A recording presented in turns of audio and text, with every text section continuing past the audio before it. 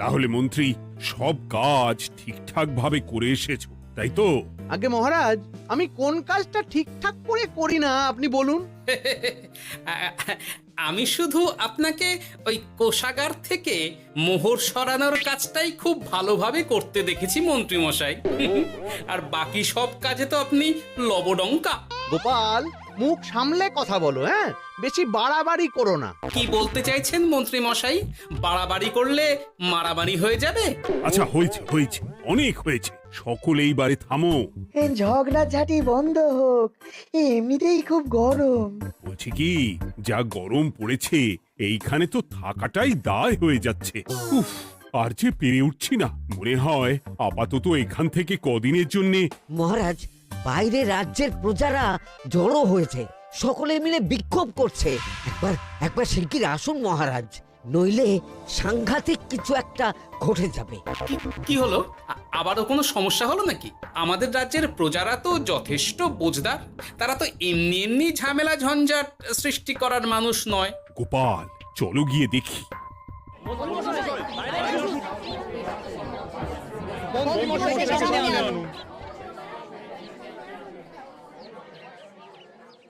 কি ব্যাপার, তোমাদের কি সমস্যা হয়েছে? এইভাবে বিক্ষোভ করছো কেন? মহারাজ, মন্ত্রী মশাইকে সামনে আনুন, তারপর বলছি কি হয়েছে না হয়েছে। সেরেছে। আরে, আমাকে ডাকছে কেন? আচ্ছা, বলছি তোমরা একটু শান্ত হও। আমি বুঝতে পারছি তোমরা কিছু একটা কারণে খুবই অসন্তুষ্ট হয়েছো, তাই সেই জন্য বলছি আগে শান্ত হও, তারপর বলো মন্ত্রী মশাইকে কেন খুঁজছো, উনি কি করেছেন? গোপাল দাদা, তুমি তো জানোই রাজ্যে যা গরম পড়েছে, তার জন্য খাল বিল পুকুর নদী নালা একেবারে শুকিয়ে গেছে, চারিদিকে জলের হাহাকার। হ্যাঁ হ্যাঁ, সে তো জানি। গত সপ্তাহে এই সমস্যার কথা জানিয়ে মহারাজকে অনুরোধ করে গিয়েছিলাম যে রাজ্যের বাঁধটা যাতে খুলে দেওয়া হয়। কেন? আমি তো তোমাদের কথা রেখেছি। আমি তো দুদিন আগেই মন্ত্রীকে পর্যাপ্ত পরিমাণে মোহর দিয়ে বাঁধ খোলার কাজে পাঠিয়েছিলাম। কেন, উনি কি বাঁধ খোলেননি? সেইটা ওনাকেই জিজ্ঞাসা করুন। গত দুদিনে উনি তো বাঁধ খুলতে আসেনি, উপরন্তু আমরা ওনাকে ডাকতে গেলে উনি আমাদেরকে তাড়িয়ে দিয়েছেন। সে কি, এ তো ভারী অন্যায়। দুদিন ধরে অপেক্ষা করে আর না থাকতে পেরে আজকে আমরা এখানে এসেছি। এই অবস্থায় আমরা কি করব? যদি আমাদেরকে আমাদের রাজ্য সাহায্য না করে তাহলে কোথায় যাব আমরা? ছি ছি ছি, আমি তো ভাবতেই পারছি না। মন্ত্রী, এই মন্ত্রী! মহারাজ, মন্ত্রী মশাইয়ের ব্যাপারটা পরে দেখে নিচ্ছি, আগে এদেরকে শান্ত করেই চলুন। মনে রাখবেন, প্রজারা একবার বিপক্ষে চলে গেলে কিন্তু খুব মুশকিল হয়ে যাবে। শোনো সকলে, তোমরা আজকের দিনটা একটু কষ্ট করো। আমি কথা দিচ্ছি, কাল সকাল হলেই বাঁধ খোলার ব্যবস্থা করব, ঠিক আছে? ঠিক কথা বলেছো তো গোপাল দাদা। দাদা বলে যখন ডাকো, তখন দেখো এই দাদা তার ভাইদের কিছুতেই নিরাশ করবে না। শুধু আজকের দিনটা একটু চেয়ে নিচ্ছি, ব্যাস। ঠিক আছে, আজকে আমরা চলে যাচ্ছি, কিন্তু কালকে কিছু না হলেই। কোনো কিন্তুরই জায়গায় নেই পুঁটির বাবা। আর তোমরা রাগ করো না। চিন্তা করো না, সকাল হলেই সাঙ্গ পাঙ্গ নিয়ে আমি বাঁধ খোলার কাজে নেমে যাব।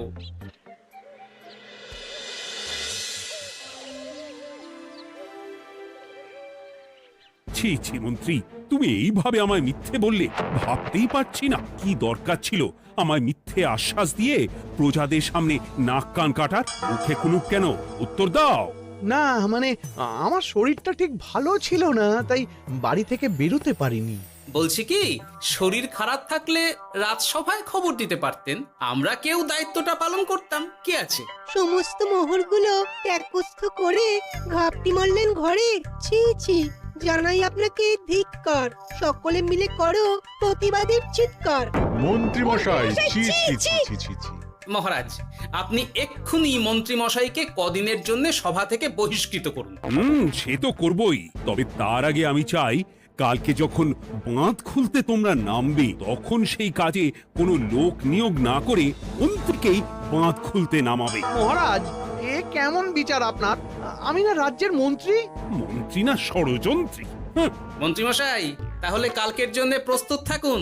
মহারাজের বাঁধ খোলার জন্য সকল মোহর তো আগেই আত্মসাৎ করেছেন, এবার শুধু কাজে নেমে পড়বেন, কেমন?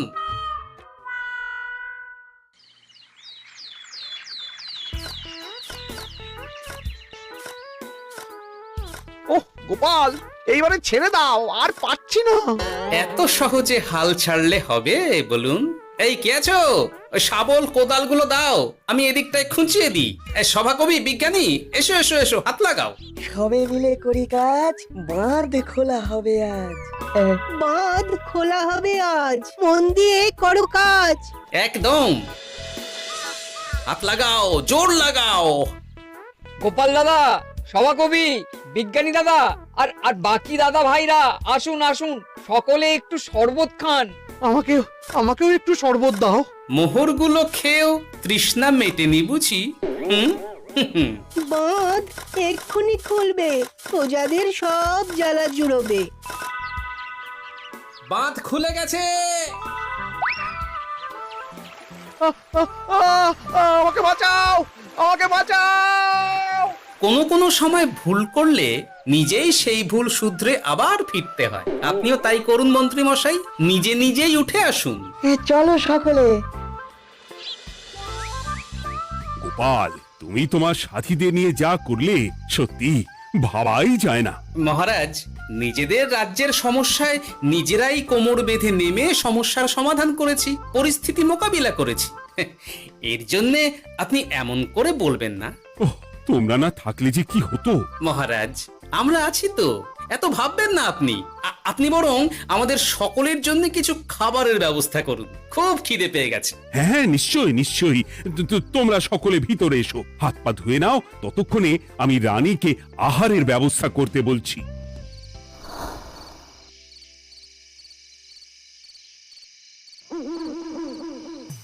ওমা গো, ওমা বাঁচাও, কি শরীর খারাপটাই না লাগছে গো। একে গিন্নি, বাবারে, কি হয়েছেটা কি?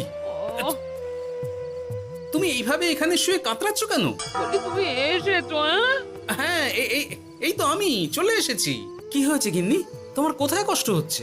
গরমে হাঁসফাঁস করছি গো, পারছি না। রান্না করতে গিয়ে খুব বাজে অবস্থা হয়ে গেছে গো, এই থেকে এইখানে পড়ে পড়ে গড়াচ্ছি।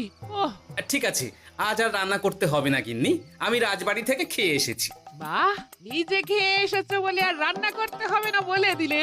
এদিকে রাত্রে আমি খাবো কি সে খেয়াল আছে? হ্যাঁ হ্যাঁ, খেয়াল আছে, খেয়াল আছে। যাও, আমার জন্য রান্না চাপাও আর একটু জল দাও। দেখো, এত গরম পড়ে কৃষ্ণনগরের অবস্থা শোচনীয় হয়ে গেছে। বয়স্ক লোকেরা কোনো কাজই করতে পারছে না। সত্যি তো, এই গরমে রান্না করাটা খুবই কঠিন গিন্নি। কি বললে?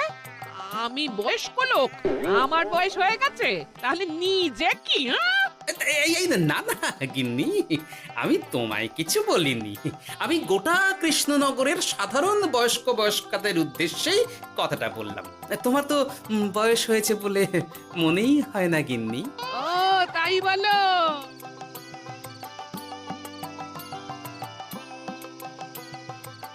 নাও গিন্নি, জল নাও। আজ না হয় আমি রান্না করব। হে ভগবান, মুখের একটু লাগাম দাও।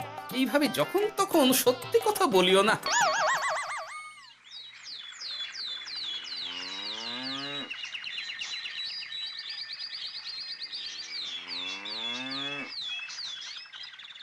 গোপাল দাদা, ও গোপাল দাদা, একবারটি বাইরে এসো, মহারাজ জরুরি তলব করেছেন। আবার কি হলো গোপাল দাদা, গিন্নি? একবার ও বাইরে গোপাল গিয়ে দাদা। দেখে আসি, বুঝলে? পেয়াদা এসে অনেকক্ষণ থেকে ডাকছে। গোপাল দাদা, আচ্ছা গিয়ে গোপাল দেখো। দাদা, ও গোপাল দাদা, গোপাল দাদা, ও গোপাল দাদা, আরে তুমি এক্ষুনি একবার প্রাসাদে চলো, রানীমার খুব শরীর খারাপ করেছে, মহারাজ তোমাকে খবর দিতে বললেন। ঠিক আছে, তুমি যাও, আমি আসছি।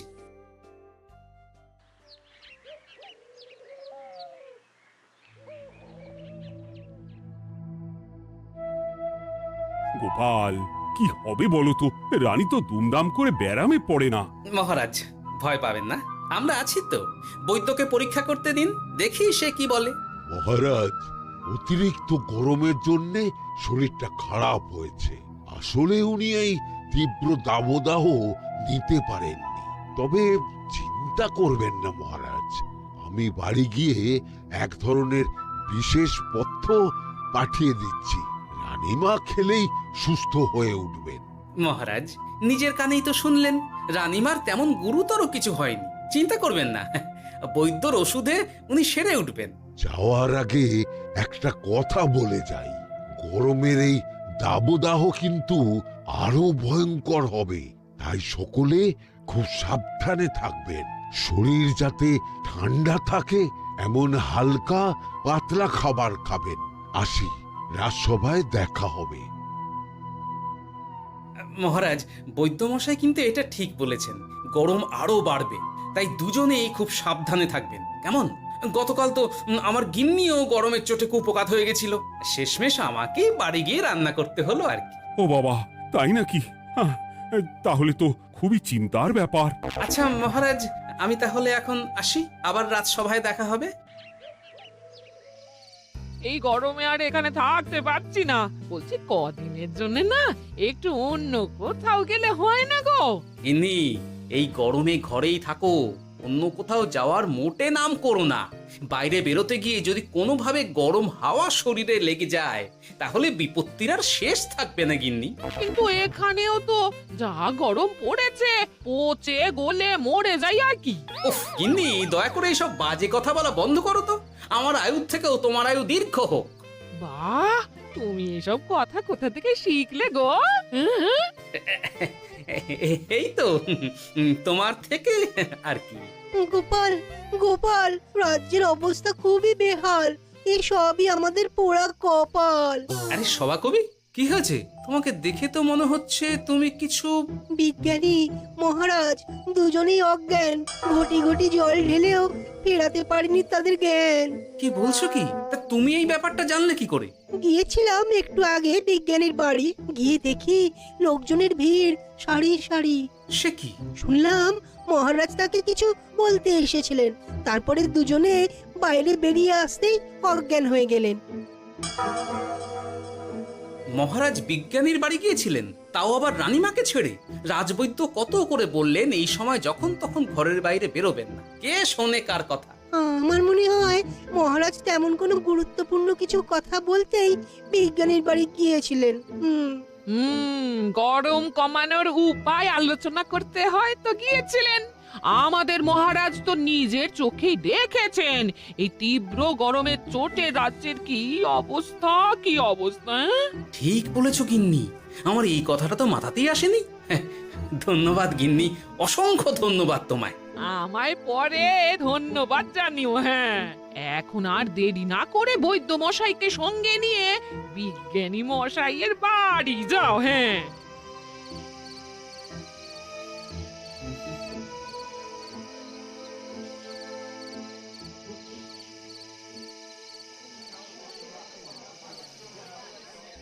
কি বুঝছেন বৈদ্যমশাই? খুব একটা ভালো কিছু বুঝছি না গোপাল। দেখো, সত্যি বলতে ওই কৃষ্ণনগরের অবস্থা খুবই বাজে, তাই এখানকার মানুষেরা একে একে অসুস্থ হয়ে পড়ছে। বাইরের অবস্থাটাও তো ভালো নয়, বুঝতেই পারছো। এখন সান্ধ্যকালীন হাওয়াতেও গরমের তাত রয়েছে। দেখুন, রাজ্যের যা অবস্থা তাতে যদি রাজ্যের মাথা থেকে সমস্ত প্রশাসনিক প্রধানরাই অসুস্থ হয়ে পড়েন তাহলে তো ভীষণ বিপদ।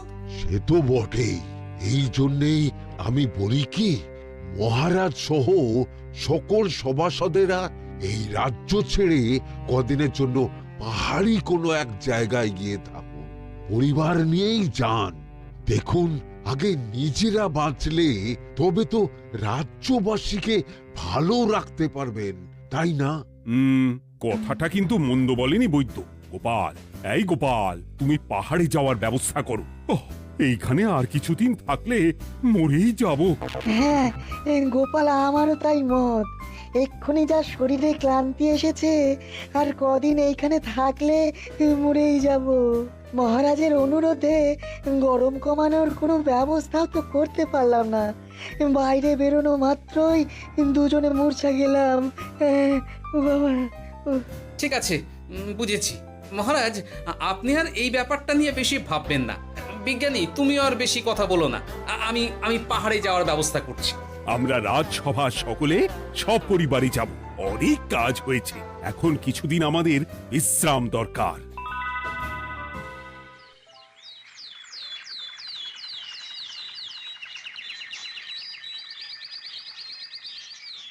এ কি গোপাল, মন্ত্রীকেও তুমি আমাদের সঙ্গে নিয়ে যাচ্ছ?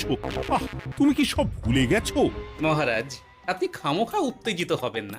আপনার শরীরটা কিন্তু ভালো নেই। আর মহারাজ, আপনার রাজ্যে বাস করে আপনার থেকেই শিখেছি বিপদের দিনে পরম শত্রুকেও দূরে ঠেলতে নেই। গোপাল এটা ঠিক কথাই বলেছে। যতই হোক, উনি তো আমাদের মন্ত্রী, তাই এই বিপদের দিনে ওনাকে ফেলে যায় কি করে বলুন তো? সত্যি গোপাল, তোমার তুলনা নেই। ঠং, সবই নাম কেনার চেষ্টা। গোপাল, চলো এইবারে রওনা দিই। বলছি, খাবার দাবার আর জলের কলসিগুলো উঠেছো তো? হ্যাঁ, খাবারের পাত্রগুলো আপনার জিম্মায় থাকবে, আর জলের কলসিগুলো আমি সামলাবো।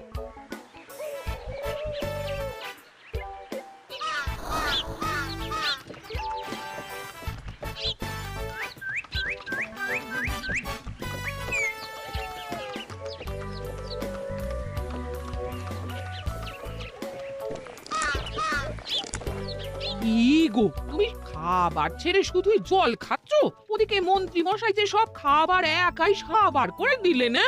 ভালোই তো, থাক না। এরপরে বড় বাইরে যেতে হলে বুঝবে, আমি তো ওই জন্যই নিজের জিম্মায় শুধুমাত্র জল নিয়েছি। দেখো, জল খেলে ছোট বাইরে যাওয়ার দরকার হলে চলে যেতে পারবো, কিন্তু বড় বাইরে যাওয়ার দরকার হলে তো যেখানে সেখানে যেতে পারবো না। তাই জলই সই। কিন্তু সবার জল যদি তুমি একাই শেষ করে দিলে তাহলে? এই রে, এটা তো ঠিক বলেছো গিন্নি। পথে ঘাটে কোনো পানীয় জলের পুকুর বা কুয়ো দেখলে জল ভরে নিতে হবে, বুঝলে?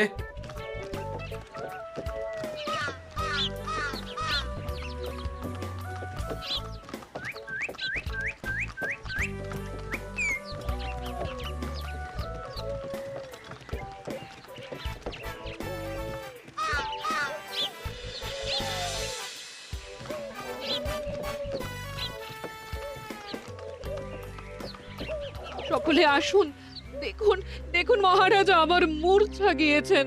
আসুন। সে কি, কৃষ্ণনগর পেরিয়ে এসেছি, এখন এই অচেনা অজানা জায়গায় এসে মূর্ছা গেলেন? গিনি, চলো তো শিগগির গিয়ে দেখি। কেউ ঘাবড়াবেন না, মহারাজের শরীরটা আসলে খুব দুর্বল ছিল তো, তাই মূর্ছা গিয়েছেন। তবে চিন্তার কিছু নেই, আমি এক ধরনের পথ্য দিচ্ছি, এটা খেলেই উনি আবার সুস্থ হয়ে যাবেন। ঠিক আছে বৈদ্যমশাই, আপনি তাহলে যত তাড়াতাড়ি সম্ভব পথ্যটা তৈরি করুন। হ্যাঁ, আমার এই পথ্যটা তৈরি করার জন্যে একটু জলের প্রয়োজন। একটু জলের ব্যবস্থা করুন তো। এ মা, বলি গাড়িতে যে এক ফোঁটাও জল নেই গো, কি হবে? এই গোপাল, তুমি একাই সব জল খেয়ে বসে আছো? হ্যাঁ গোপাল, এখন এসব বাদ দাও, চলো একটু জলের ব্যবস্থা করি। হ্যাঁ, খানাখন্দ, খাল, বিল, নদী, সমুদ্র, যেখান থেকে পারো জল নিয়ে এসো। জল ছাড়া এই পথ্য বানানো অসম্ভব। গোপাল, এ কি করা যায় বলো? দাঁড়াও, আমি একটু ছোট বাইরে থেকে ঘুরে আসছি। হ্যাঁ, খুব জোরে বেগ আসছে, ত্যাগ না করতে পারলে বুদ্ধি খুলবে না।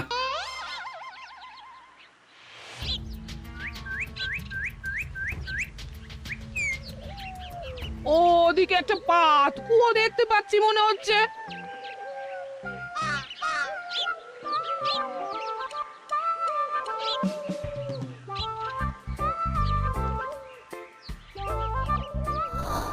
জল কোথা থেকে পাবো? তবে কি জলের অভাবে আজকে মহারাজ সুস্থ হতে পারবেন না? রানীমা, ব্যাকুল হবেন না, আমি আছি তো। আমি থাকতে কিচ্ছু অঘটন ঘটবে না। সকলে শুনুন, বিশেষত মহিলাদের বলছি, আপনারা সকলে নিজেদের কাছে যত শাড়ি আছে সেই প্রত্যেকটা শাড়ি আমাকে দিন। আমি শাড়ি জুড়ে জুড়ে লম্বা রশ্মি বানাবো, তারপর সেই রশ্মিতে বালতি ঝুলিয়ে জল তুলব। দয়া করে কেউ দেরি করবেন না।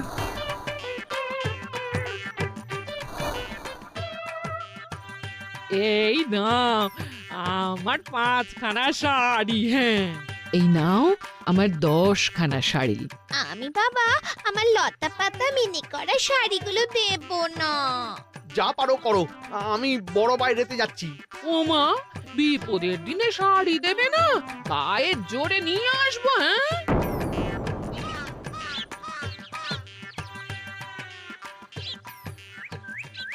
এ বাবা, এখনো কিছুটা কাপড় লাগবে তো। যা গভীর পাতকুয়া, সবার সব শাড়ি তো কাজে লাগিয়ে দিয়েছি, এখন কি হবে? আরে ওই তো কার একটা ঝোপের কাছে ধুতি পড়ে রয়েছে, যাই ওইটাই নিয়ে নি। এই গোপাল গোপাল, আরে করো কি, ওটা তো আমার ধুতি। আরে আরে আমি এই ঝোপে বড় বাইরের জন্য এসেছি। আরে মন্ত্রী মশাই, বড় বাইরে করার সময় অযথা অন্যদিকে মন দেবেন না, তাহলে পেট সাফা হবে না।